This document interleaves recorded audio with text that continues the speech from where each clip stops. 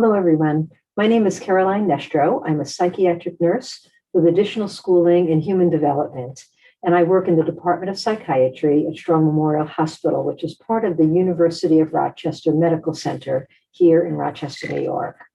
I was asked to do a talk on coping and why it is that some people seem to cope better than others and how we might improve our coping abilities.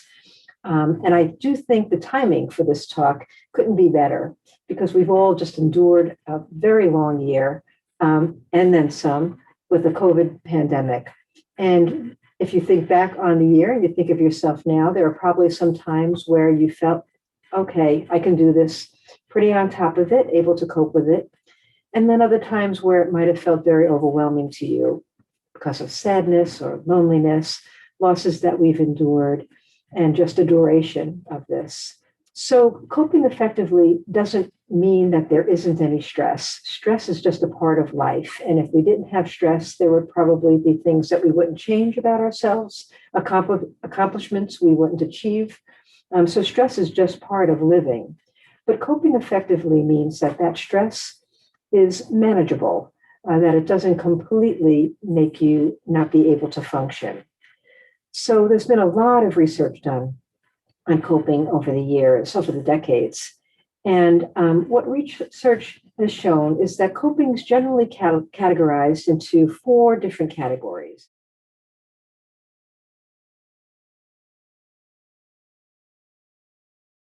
Hopefully you can see yourself in all of these 4.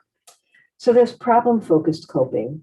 And that's something that myself as a nurse, that's my first go-to. I jump in when there is some stressor or problem, and I just jump in to try and fix it. I want to come up with a plan. I want to think about what our next steps are. And it's a very effective way of coping, but it does not always work, especially if there's not a fix for the problem. For instance, if you're grieving the loss of somebody, there's no fix for that loss. You can't really plan your way out of not feeling sad. The second category is emotion-focused coping. And that would come into play more in that sort of a situation. Emotion-focused coping ends at reducing those very difficult, challenging, negative emotions. And I put negative because there really aren't any negative emotions, but the emotions that are really much more difficult to handle. And so emotion-focused means that you can maybe distract yourself from those very difficult emotions you're feeling and be fine about doing that. So distracting yourself or just accepting that this cannot be fixed in the moment are 2 ways of emotion-focused coping. Now, alcohol and drug use are also emotion-focused coping. However, the difference there is that when you're using alcohol and drug use, that's really trying to escape the reality of what's happening. It's not consciously taking a break from it. It's trying to pretend that it's not there. And of course, the stress is not going away when you're doing that. You still have to come back to it. And so what happens then is people end up drinking and using drugs even more often to continue to try and escape from it. So that isn't the healthy way to do that. Another category of coping is meaning-focused coping. And I think I've seen people this past year do that quite a bit with the pandemic. So sending their kids off to college and suddenly the kids have to come back home from college and the disappointment of that and how difficult that is. But the meaning-focused coping piece comes in when the families realize, wow, we wouldn't have had all of this time together that we're having now if it weren't for the pandemic, and enjoying that time together. So really changing the meaning of the stressor that you're in the midst of to have it be focused more on something positive. And then, of course, there's social coping.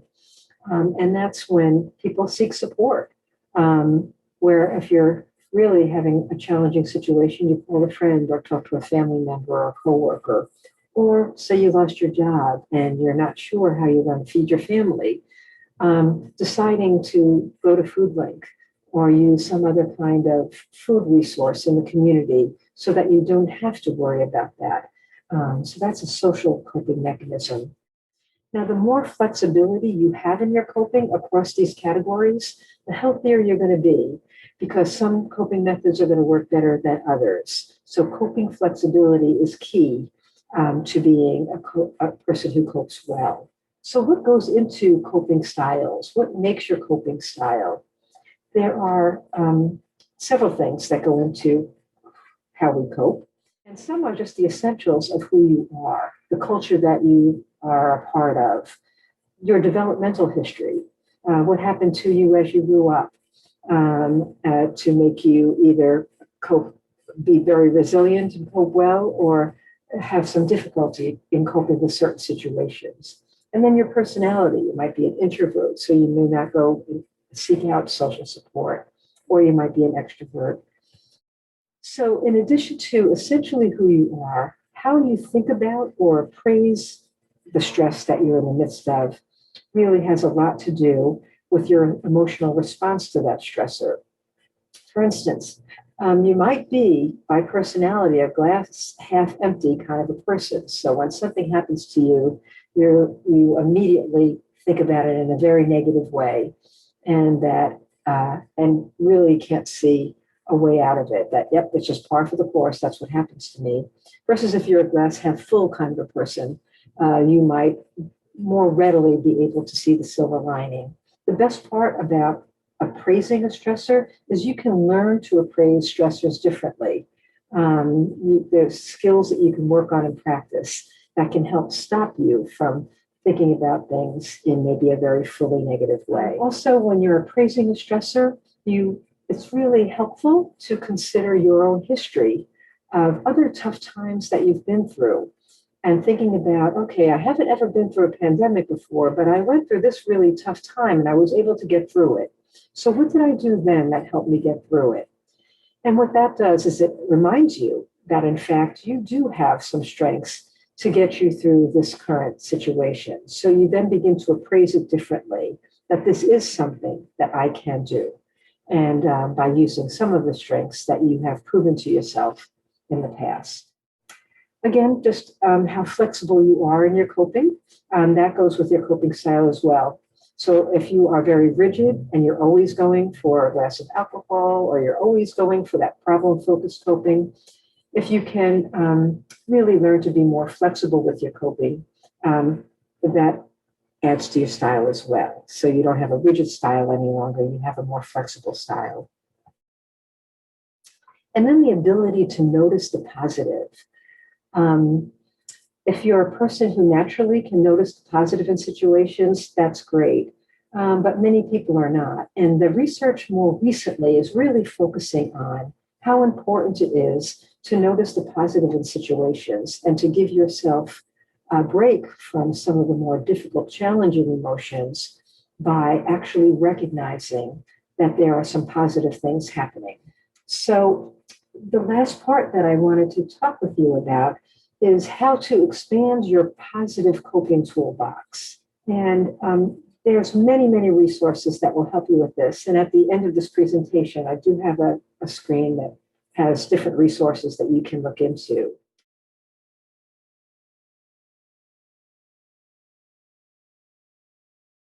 But some of them are just recognizing positive events and being grateful for some everyday things that happen in your life. And there's one exercise that's called the 3 Good Things exercise that encourages people at the end of the day to think about their day and come up with just 3 positive events or positive things that they can be grateful for. And they can be very small things, like it was a sunny day today and I took a step outside and felt that sun on my face. Or I had a really fun conversation with somebody at work today that really made me laugh. And just to reconsider that again and sort of almost relive that again and feel those positive emotions again. Feel that sun in your face, feel that laughter again, and think about that, and maybe even giggle again when you think about it. So that takes practice, but to do that every day and make sure you're doing that is giving you a chance to feel positive, even in the midst of some difficult times. Mindfulness, I'm sure you're hearing a lot about mindfulness. And There's formal mindfulness exercises that you can do, and you can find those online. And then there's just informal ones where you are slowing down, not being judgmental about what you're thinking, about what you're doing, but just really thinking about where you are in the moment. And it can be simple as you're walking out to your car in the parking lot, at the grocery store, or from work. It's to just really think about your feet hitting the ground, looking up at the sky, and just really placing yourself in the moment for a minute, and maybe turning your mind off of all of those worries and concerns you have. Positive reappraisal is another one. And we talked a little bit about that when we talked about appraising stressors. But that is also takes some practice to do if you're in the midst of something that's very difficult, to really try and find some of the positive aspects to it. Sometimes that feels really difficult, especially if you've lost somebody and you're really grieving their loss. But sometimes you can remember what somebody said about this person that you lost that you didn't know anything about, and how good it made you feel to hear that about your loved one. And that can really bring you up from your sadness of your loss to really thinking about how wonderful it is to now know that about your loved one. Personal strengths and attainable goals. Referred to that a little bit ago, when you think about the strengths that you have and how you have gotten through tough times before. And also, when you are feeling very stressed, to really make sure you are right-sizing your goals. This is the time for you to achieve big things, but to really make your goals very attainable, so that you can feel good about reaching them. And then the last piece is acts of kindness. And you can also read a lot about this online now, and more people are doing this, calling it paying it forward. When you do something kind for somebody else, it does many things for you. First of all, it takes the focus off your own problems. It increases your sense of control, and it provides a sense of accomplishment, that you did something that day that was very positive and that helped somebody else out. So those are just some ideas of how to expand your coping toolbox, and how to tweak your own coping style moving forward. Remember to be flexible with how you cope, and think about your own strengths and how you've coped in the past to give yourself confidence that you can cope well now.